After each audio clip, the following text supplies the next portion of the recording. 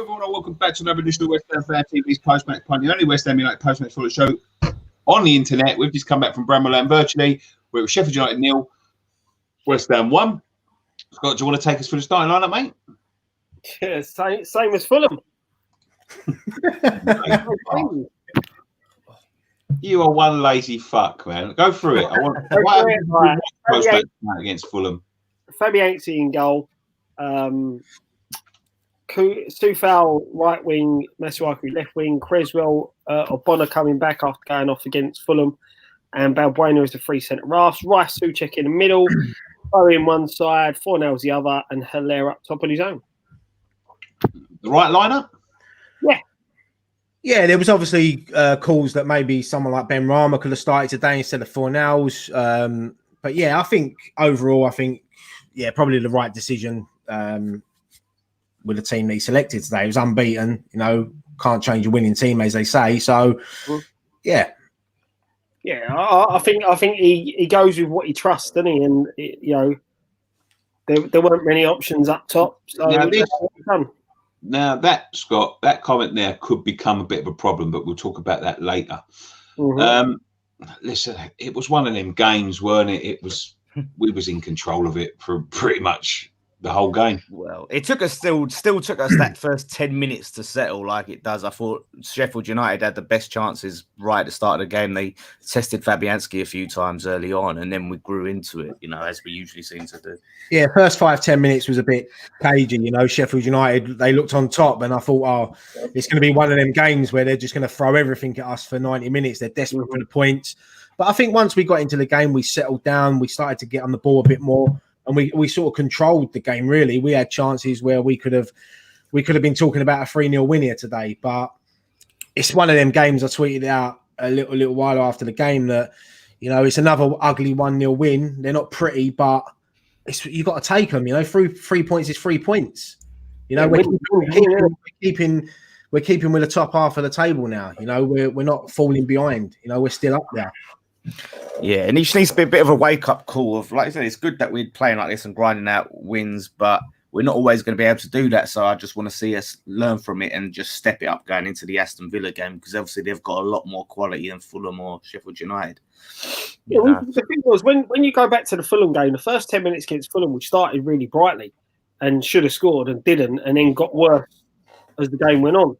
Today, we started badly, we got better as the game went on, I thought. Yeah. We were sloppy a lot of the times. The only thing I've got to complain about today is, as I said just then, Scott. Ryan's right. You can't change a winning team, right? You are correct there, but we wasn't fantastic against Fulham, and I think we got away with one there a little bit. There's a couple of players floating around in the team where. It's just not working for one way. Let me give an example of Bowen, right? Bowen is a magnificent player. I think Bowen has got a big future ahead of him. I think he can, he's still got a lot to learn, but he's got a big future ahead of him. One thing he's got to learn to do, Jared Bowen, is get his head up. That's one thing he's got to learn to do. When he gets in them scoring positions, you've got to, get your head up. And you've got to look around what's with you. Once you start doing that and making different decisions, then you will become a more complete player. Because at the moment, in the Championship, he was getting away with it, right?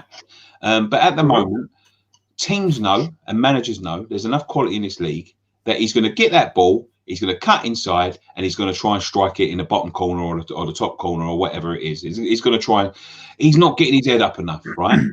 Now, he's been worked out pretty quickly by the teams of the Premier League, as you will, as any player will. If you've got one trick in your box, you're going to get worked out. But it should be down to sort of Moyes to identify that. Maybe take him out for a couple of weeks. We've got players on the bench that are willing to get stuck in, and you see from the goal today, and what a magnificent goal it was as well. Like the way I looked at the replay of it, the way he struck it, the way he took it in his stride and all that. It's a really, really good goal. Yeah. But you see from his celebration, quite muted, quite sort of like angry, as if to say, I know if Antonio's going to be back next week, I'm going to be sitting on the bench again. That's the sort of body language is coming off of him. And when you've got the likes of Lanzini, who scored a magnificent goal and played really well against Tottenham, hasn't had a start since then. You've got the likes of Ben Rama, who's waiting to get in, and you're seeing the likes of like Fornals and Bowen having bad games, but still, persisting. And I sort of give Moyes a little bit of credit for that sort of thing. Sometimes you've got to persist with players, but there's players there chomping at the bit. Now, how long is it going to be before these players think, whatever I do, I'm not getting in the side? So what's the point in training hard? What's the point in, turning up to these games and thinking I'm going to get a game, because I'm not. But you got to be able to play your way into the side, didn't you? Yeah, but that's the thing when you sign for a big club, a Premier League club. You got to expect you got to earn your place in the team. Like players like Ben Rama will get his start eventually. Bowen, for me, I thought he didn't have the best game today. I know what you're saying about he needs to look up sometimes, but everyone was screaming and shouting on social media about the ball that he should have played Haller in for. Go and watch that back. You can tell by Haller's reaction. I don't even think he wanted it. He didn't look up. He weren't screaming for it. And even Bowen didn't play the ball to him, he throw his thumbs up in the air like he looked like someone that wanted it. So, but I agree that he needs to work on his game a bit. In that sense, Bowen. But for me, Fornals, I know he got an assist today for Haller's goal, but for me, it was just he slows the game up for me sometimes. He does a lot of running, don't get me wrong, but sometimes he's decision making. Fornals. For me, he's the one out of, if you said to me, right, you have to drop either Fornals or Bowen next game, Fornals for me would be the one I would look to drop. And that's, I know it might sound harsh because he does get the assist, but sometimes for me, he just slows up the game a bit. I mean, there was a chance in the second half where if he would have looked up, he could have played Haller through, but he didn't. But he didn't get criticism. So, this is why he's perfect when you're playing against those teams that are going to be coming at you more and going to have more possession. He's great for those games. And I think that's just these games where we do have to try and break teams down and create more. I think maybe that's where you get him out for a Ben Rama. I just think it's nothing against him. He's just maybe not the fit for these type of games. And Moyes needs to look at that from a tactical standpoint. I think the reason why today was the perfect. Sorry, right? I just think today was the perfect day to put him in because. Yeah, but one thing I would say, Nick, is that he didn't get back from international duty until really late. So maybe that might have been why Lanzini was brought on instead of him because. Maybe. But then again, I always think if you're fit enough to be on the bench, you're fit enough to take part. So it's one of them ones, isn't it? Yeah, that's the thing. Exactly. Why have him on there? It's weird. Right? You look at the way we started today. You see Haller chasing down players, which he's been criticised for not doing. Right? He done that in the opening 10 minutes. We're so far deep against Sheffield United side that they did play quite a few long balls and all that, but. Fornals and Bowen are not getting up with him to help him shut down the players. Haller's not as quick as Antonio. Antonio covers ground a lot quicker. But we were moaning Haller didn't run. Today he ran. For me, there looks like either a massive communication problem between Haller and Bowen, or Bowen just doesn't want to pass to him, if I'm honest. Because there were 3 or 4 this came up in the fan cams, to be quite honest with you. This very thing come up in the fan cams. There looks to be a little bit of discontent now. Now, is it the fact that these players are picking up on his body language, are picking up on things like that? And I don't know where you became a body language expert all of a sudden, Nick. That's been your buzzword of the day. It's not his body language. The guy has that attitude. He has the Ibrahimovic attitude where I'm not having that. I'm just not having that. As I said, you can't take his celebration for the goal he scored for Ivory Coast as anything because that's his first goal and his first start from the first international goal. Yeah, exactly. You can't look at that. There seems to be, personally, for me, there's a problem between Bowen and Haller. That's how I see it. Although Fornals had a great opportunity to pass it to him as well. Like he was wide open. But the thing is, Bowen should have done it a couple of times. Fornals doing the ball. This is what you were saying about slowing it down. We're on the break. Haller's 1-on-1 with the centre half. All Fornals has got to do, the centre half pulled away from him, so Haller's unmarked. Fornals just got to get the ball out of his feet and play a decent crossing. Haller's through on goal. He does, it slows the game down. right? And there's been a lot of opportunities where we need to get balls into the box. We've scored the second most goals from crosses in the Premier League, and that cross is terrible. And we've got one of the best headers of the ball playing up front.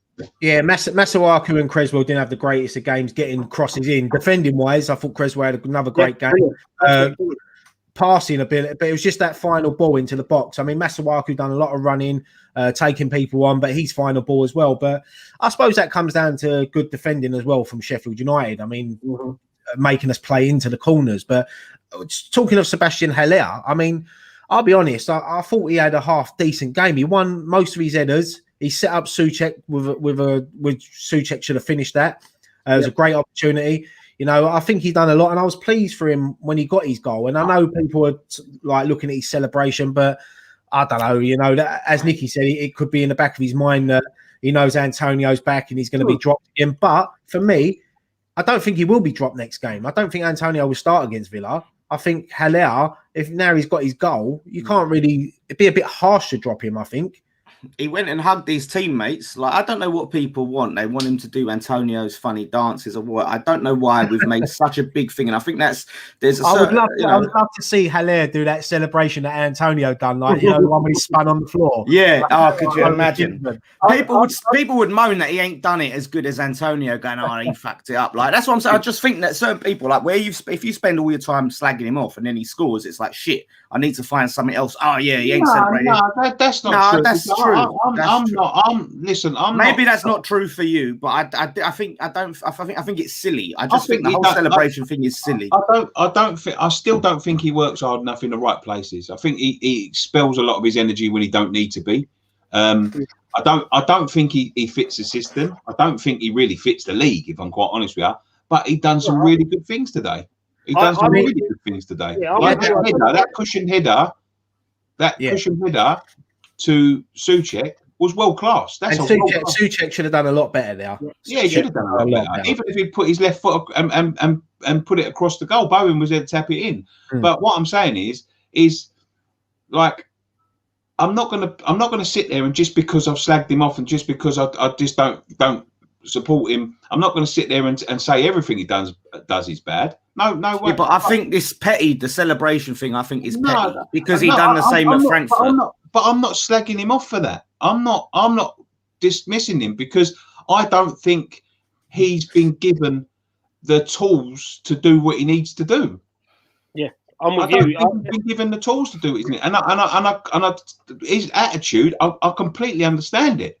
Because if I was playing in a team, if I was the record signing and you've got a winger playing up front and like they're bringing other wingers into, you know, when he needs to be substituted off and you're not getting all the tools you need to succeed in your role. Now, I'm not saying he's right in saying, right, you know, put it around me, but I don't blame him. He just doesn't fit. For me, he just doesn't fit. But I don't blame his attitude because, you know, as I said before, there's people sort of sitting on the sidelines, and we saw this last season with the likes of Anderson and him as well.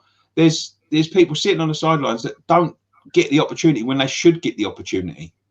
The thing is as well, before today's game, I mean, Haller only scored 2 in 20 Premier League appearances. So, and you've got to understand the system we play as well. Antonio's been banging form. So Haller has to take his chance when he's given it. And I think today he's played himself in for team selection against Aston Villa. I don't see why they should drop him now just because Antonio's back. Because let's just say Aston Villa, the game's tomorrow, David Moyes puts Antonio up front and Antonio goes down with an injury. Everyone's going to scream and shout, oh, you shouldn't have started him. But then people say you should start him. But for me, I'd stick with Haller. I agree because, you know, we've seen it before where we've rushed him back. Keep him on. If he's fit enough for the bench, have him on the bench, and then maybe if we need that bit of energy, bring him on, you know, as a sub. I know Moyes and subs, that's a wishful thinking, but still, I think that's the right way to go. The thing we've got to remember as well is a striker's only as good as the chances he gets given by the players around him. And you know, you even look at his goal. His goal come from a mistake. Do you know what I mean? It weren't not a mistake, sorry, but it weren't a clear-cut pass to him. You know, it come from a deflection and he created the chance himself. All right, later, about 5 minutes, 10 minutes later, he had a chance that was created for him and he should have done better, like Souček.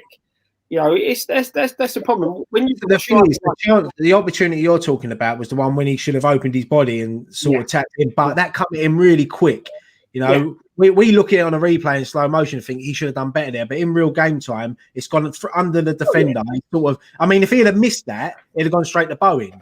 Like, so that's the thing. Yeah, exactly. Yeah. There was, I think there was a couple of times when a player took the opportunity off another player's feet, which was, you know, we created enough. All right, Sheffield United had chances. You know, it weren't brilliant, and another team probably would have put them away. But we still created quite a few chances. It was a positive performance, to be honest. You can't control a game for 90 minutes. I mean, I thought it was a good performance. The only thing I'm a little bit worried about is our lack of clinical and what's the word? Is clinicalness a word? I guess it's the final ball. You know, it was. I think was poor. The lack of I know what you're trying to say, cutting edge and decision making and things like that. And I just thought, like, especially in that last 15 minutes or so, we became really sloppy. Like, we was giving the ball away way too easy. I don't care what anybody says. You go to Bramall Lane and get 3 points, mate. You've done all right. No, it's good, but again, like it nearly. I mean, look, they hit the crossbar. I think we got let off massively there because that was we hit the crossbar as well through Declan Rice. I mean, that's our first win there since 1968 in the league. So there's been a lot of West Ham. There's been a lot of West Ham teams gone there and not won. So it's a good result. You know, it's a scrappy. I wouldn't say scrappy. That's the wrong word. It's a hard fought. Yeah. I just want to see a little bit more activeness from the management and management team. Like, you can't just keep on chucking in the same team sheet and expecting the same results. But it's getting wins. Yeah, just about. We scraped one last week. We scraped one this week. There's players there that I think could have done a little bit better. I think we could have had a more convincing win. But that's the game we lost last season. We're taking points off of teams that you look at the teams we've played, take away Fulham and Newcastle. Every team we've played so far this season was in the top 10 last year. Mm-hmm. Absolutely. And we've only lost to Arsenal and sort of Liverpool out of that top 10. So my main criticism was just the substitutions. Like, it just took them. There was a time there where it just seemed like the time to change it when we was having a trouble really breaking them down and was chasing that second goal. And he just seemed to take his time. Then obviously it was just weird that it was a head scratcher for me, the Ben Rama thing for me. The thing is as well, though, Dan, what you got to remember is it's one of them. The game was poised. Do you know what I mean? It weren't like we were totally dominating and we were 1-0 up. It was, you know, there was still edgy moments even at 1-0. And that's the problem. You've got to be careful making these subs that you don't get caught out. Yeah, you know, when you look at his work rate. You know, the swap for Fornals Lanzini, I think, was an easy swap. I think the Bowen one, he kept Bowen on more for his work rate defensively. Yeah, he was putting himself about Bowen. Yeah. Like, I'll be honest, if I think Yarmolenko's there, I reckon that Yarmolenko-Bowen substitution happens a lot earlier. I think you see when he chucked on Mark Noble with like 3 minutes to go because he knew what Mark Noble would do. He'd get it in the corner and hold it there. See, this is what is a big improvement with West Ham is that they can now see out games. They get it down the other end, and they do. When you've seen it over past seasons where we haven't, and we've conceded late on, we've conceded like 94th, 95th minute goals. Well, even under Moyes, that was a common thing, like of not being. I mean, that was we was one of the worst in the league for giving up points, like most points from winning positions, and the fact that we're addressing that and improving that now is positive, you know. And I think that credit again to. I mean, I'll never get tired of saying this, but credit again to the back five today. You know, especially the back three of Balbuena, Ogbonna, and Creswell. I thought Ogbonna was outstanding again. You know, no nonsense, hasn't done anything right. Balbuena as well, and Creswell as well. And as the commentator said, having someone like Creswell as a left centre back, it gives him time because he's such a good passer of the ball. It gives him time to get his head down and spring them balls from left to right. You know, and that's why Creswell has improved under David Moyes in his back three. Well, he's thinking he's second top assist this season, isn't he? As well, he's up there. And how good Declan Rice was as well in the centre midfield. Yeah, some of his interceptions today were brilliant. And he's just like carried on from you know what? He just don't ever look tired, does he, Declan Rice? No.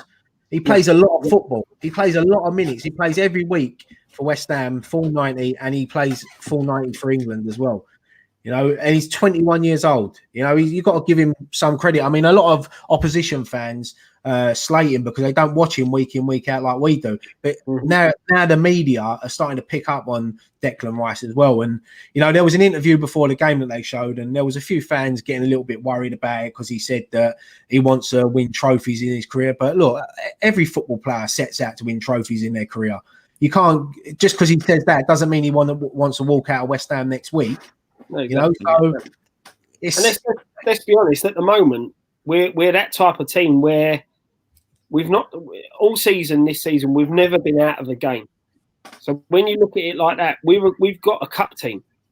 You know, we've got a team that in a one-off game, you've got an opportunity. You can sit there and say, "Well, no, we're not going to get beat." You know, and this. I say again, sorry, Nick. We got knocked out the cup. Yeah, I know because of the switching around the squads. But I just feel that if we were to take this 11 that we've seen and go consistently for the cup, for the FA Cup, so to speak, in a one-off game, we've now got an opportunity. Season's gone past. As soon as you know you come up against the likes of Man City, the Liverpool, you're out of the competition. Now we've got a side that doesn't know when it's beat. Yeah, I mean, you look at the games that we have lost this season. I mean, take away the Newcastle one, first game, but Arsenal and Liverpool both lost them 2-1 when that could have been totally different result. Yeah, we deserve to. I still say it to this day, we deserve to beat Arsenal. We were the better side. Yeah, and there's an even case for Liverpool. We deserve at least a point. At least a point, yeah. And it just shows that, as Scott said, there's a sort of never say die attitude, never give up attitude with this team at the moment. And there's players in there that we've been screaming out for Souček for a long time at West Ham. Someone like him, box to box. I mean, someone said to me, tweeted me at half time and said they should take him off. And I thought to myself, you can't take him off because you'd lose that threat that he offers in both boxes, our box and their box, and plus the centre mid. You know, energy as well. Even when he has a poor game, Souček, which is not often, he's still a good 7, 8 out of 10. Not that, mate. He's still like, I know he missed that chance. He gets himself into good positions. He's one of the best I've seen at getting himself into them positions since Nolan. Mm-hmm. Yeah. So, like as you say, like he's always a threat in both boxes. He didn't have the best of games today, but hey, it is what it is, isn't it? You know what I mean? He's not going to play. He's not going to play like a 10 out of 10 every week. And that's the good thing. I mean, currently as it stands, you know, we're 8th in the Premier League. You know, we've got a run of games now coming up. We've got Aston Villa at home, we've got Man United at home, and then Leeds away. You know, there's 3 games there that we can get points out of. No doubt about it. You know, and these are games that takes the Fulham game, today's game. They're games that we would have lost. You know, you know, there is just something different about this team. And as long as we stay fully fit, you know, get us to January where we can add a couple more players, whether they're loans or whatever, you know, just get a couple more players in. The bench is strong. You know, you've got Yarmolenko to come back. You've got Ben Rama ready to start. You know, there's a good bench there. I think Nicky is right though. It's that the lightness up top. If we do pick up another injury, you know, if we lose Allaire and then we're just relying on Antonio, I think that's the key thing there in January is to pick up a striker. I've heard that they took a £100 million loan out, and I've heard that their budget is £3.5 million. If they have to go out, you know, even if they have to go out and get a couple of loans in January, you know, it doesn't bother me. We've got loans. How many loans can you have? I'm saying if they get that 1 or 2 loan players, you know what I mean. So but you can't have that many. We've got some. Can we let Craig Dawson go? Can we let him go? Yeah, Craig. This is what I'm saying. I mean, when we signed Craig Dawson, everyone was kidding. He ain't even in match day squads. I told you he was just going to be a backup emergency, you know. And things have to go so wrong for him to get on the bench. We have to get quite a few injuries. But yeah, you'll probably see Dawson go, and you'll probably see maybe someone else go out on loan. And we can bring a couple of players in, but I don't know. You know, we're linked with Josh King again. We'll have to spend money to get him. Yeah, I don't know what the budget is. You even look at it. I know, like I wasn't one of the people that wanted to get him. But you look at Danny Welbeck, you know, all right, his injury record's shocking, and he wouldn't have been a good thing for us because it would have been how lucky he gets injured. But you saw he scored for Brighton yesterday, you know, and I'm sure didn't he move on a free? Yeah. You know, so to be fair though, Scott, I'm just a bit perplexed about where the money's gone. We haven't spent anything. But that's it. We've recouped money. We haven't spent. I know that, like on Amos Chat, one of the Amos Chat channels, they've done some big video about where the money's gone and like the finances and all that. But to be fair with Sean, I take him with pinch salt. To be honest with you, like he don't know. Like he might have all the information in the world, but they're not going to fucking tell him, are they?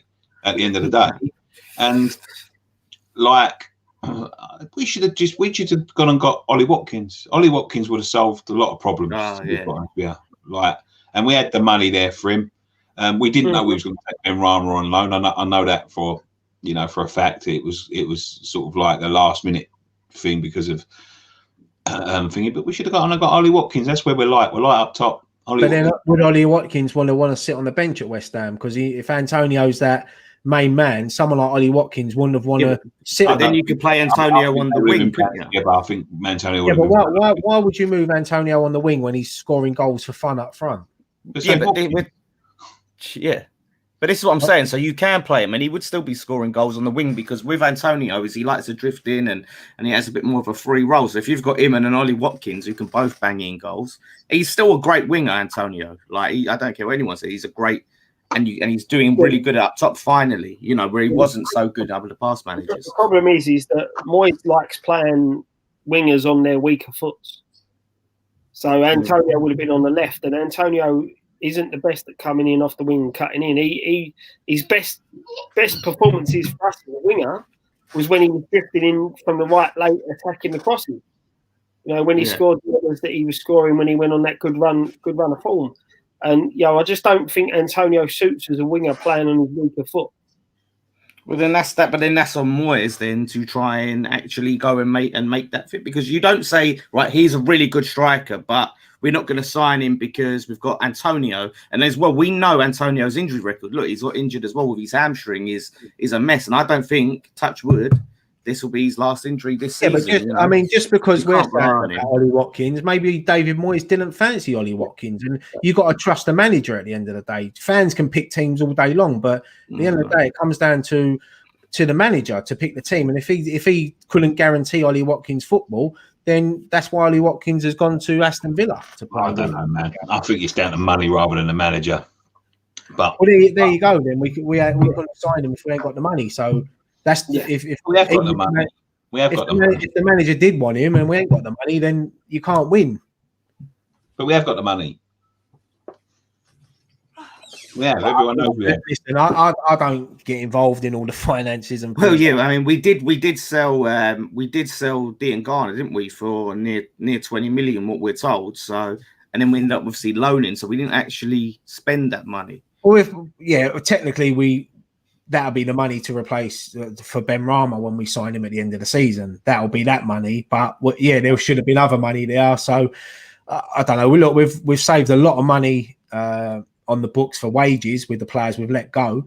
So I mean, hopefully the Dear Garner money is what we'll see that spent in January. Bringing in. We need to bring in. I don't think we need a lot of reinforcements. We need somebody. We need a striker. I think we look set everywhere else. Dawson will go. Reedy's back off loan, so Reedy will become that reserve backup centre half, and they'll let Dawson go.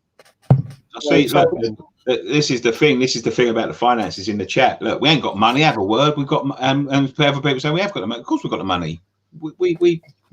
We sold people and we didn't buy anyone. So that's what I'm saying. I'm not saying we ain't got the money. I just don't know what money we've got. I don't think anyone knows what money we've got. People can sit there and do videos on their channels all day long saying this, that, and the other. The only people that really know is the club and the owners.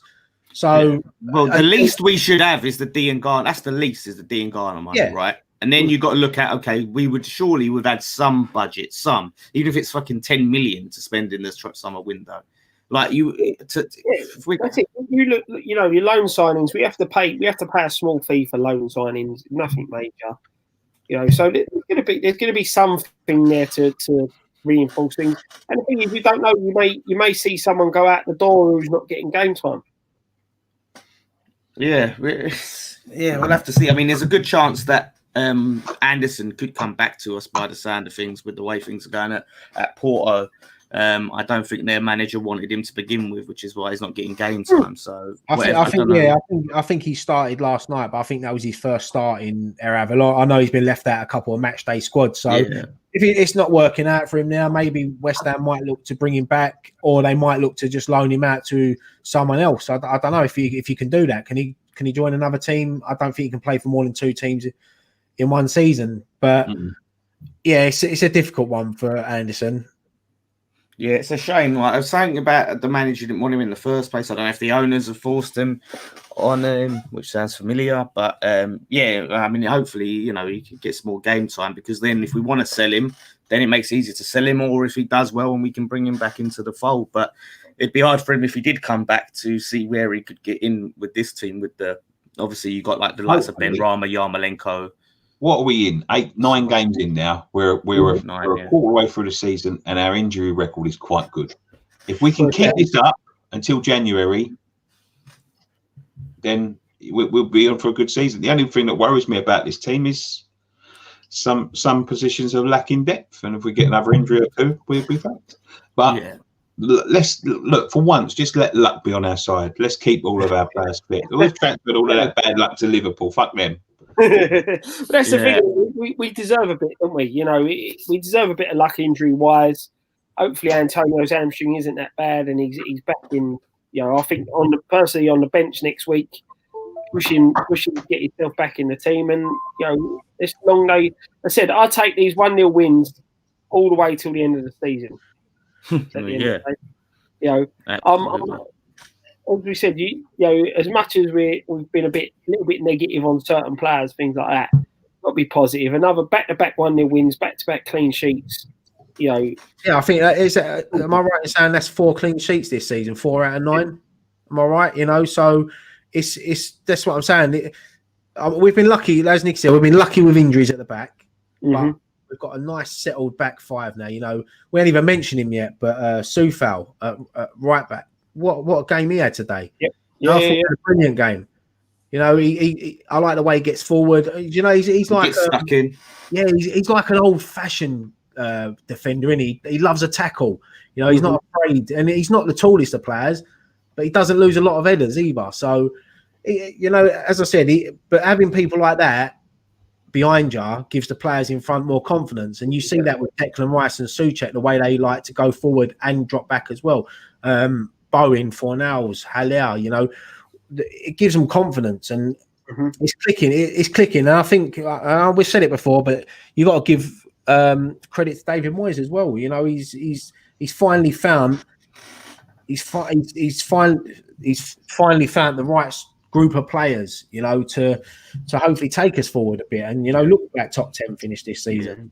And I think going forward, I think we've we've got a positive goal difference, 5 of 5. I think we've scored more goals than the likes of Arsenal and Man United and teams like that. We're scoring, a lot of goals. This season's going to be mental. Let's just have it right. Let's see. Until crowds go back, this season's going to be absolutely crazy. It's wide open, mate. It's so what you can't sit here now and predict who's going to win the league, who's going to qualify for Europe, anything like that. It's so wide open. I think some of them teams, though, between ourselves and that bottom 3, I don't give a shit. To be honest. That's what I'm looking at. Every game I'm looking at, and I'm counting it. I think we're 11 points from the relegation side. So the more space we can push it, we can. That's it. I think there's now a 5-point gap between. Is it? I can't remember. The bottom 4. Yeah, I think it's Fulham. Fulham are 4 from bottom. Yeah. Yeah, there's 5 points behind. Is it Brighton who are next? No, Brighton won, didn't they? So they'd be further up. So it's one of them teams, isn't it? It's quite tight though. I was looking at it today because obviously with our win, it props up. But you're right, Brighton. Sorry, yeah. Yeah, you only got to lose a game and you drop down a bit, so it's very tight. It's very it only takes a run of not winning for 2 or 3 games and you find yourself dragged back down there. But in the next 3 games, you can pick up 5-6 points. You know what I mean? It'll be massive. It'll push us right up there. Yeah, and that's what Dan was saying. The positive goal difference, that is like another point. Yes. I mean, if you'd have said to me after 9 games we'd be above City, United, and Arsenal, you fucking hell, we're right up there. But yeah, it's a mental season. But all we've got to do is just keep doing what we're doing. We know we're not going to win every game this season. We know that. We know we're going to be sitting on post-match Pint some weeks talking about a defeat, bad performance. But let's just enjoy it, even when it's not pretty. Let's just enjoy the unbeaten run and 3 points. We've got more wins than losses so far, so that's the main thing. That up. Let's just keep that up. Sounds nice. I tell you what, it's doing Moyes' win-loss percentage a world of good, because he had a terrible one when he came back with us, and now he's sort of repairing that and pushing himself back up there. So I'm sure he'll be happy with that. One thing I would say about that is maybe it's because it's his first proper full season with West Ham. Yeah, he's been able to get some players in himself, isn't it? Put a bit more of his stamp on it. Last 2 times he's come in, it's when someone's been sacked and he's had to take over mid-season. So he's trying to get a few of the players that he wants to come in, and By the way, am I the only one drinking today? Yeah, I ain't unpacked the back of my car yet, and that's where all my beer is. I'm drinking water, but I had I'll be back to normal. I'll have the beer on me, don't worry. Yeah, this is a rum punch someone made, and it's strong as arseholes. It's proper strong. Strong. I don't know. I said, see, it's the rum. I told you it was strong. I can't even get my words out properly. So I'm surprised. I'm surprised at Scott, but I'm representing for the post-match Pint in the glasses. Sorry. Do you know what? I did have a couple left over from Friday night Pint.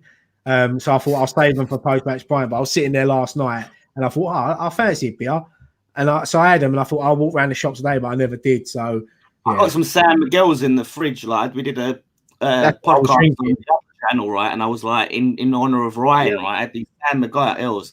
And just in a can, San Miguel out of a can, not for me.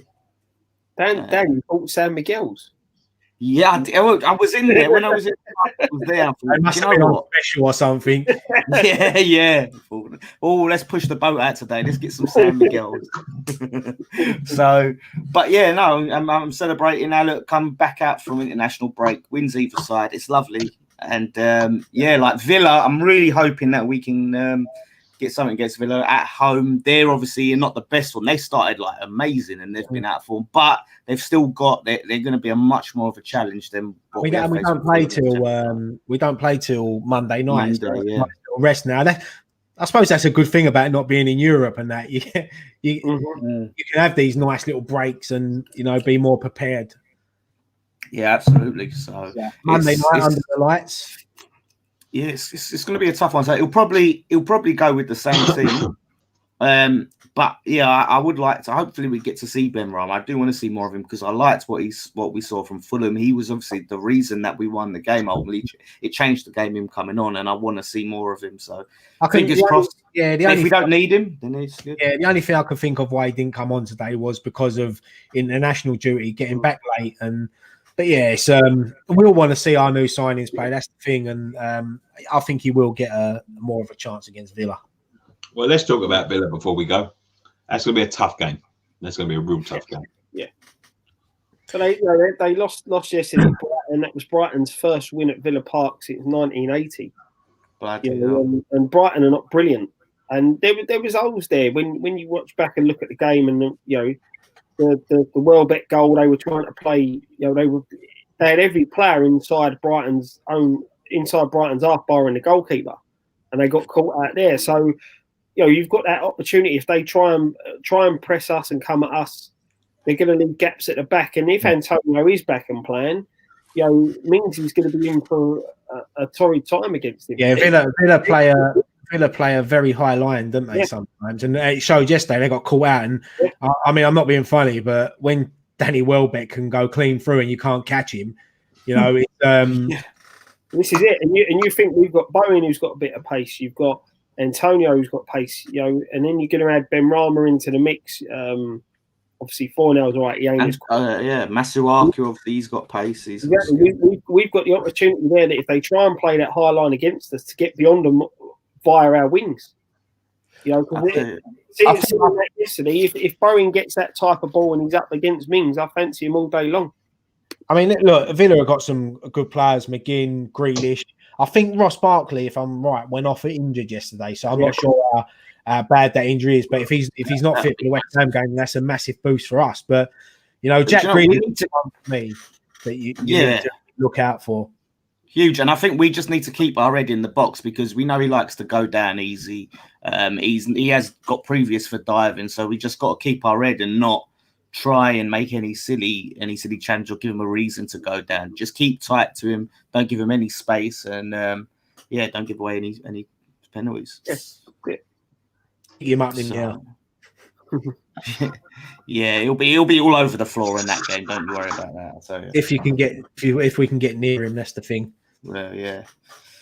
Right, we'll leave it there. All right. Yeah, unless you got any other business. Not really. Go and check out the fan cams. Check out if you're one of our patrons. I've done an exclusive match reaction.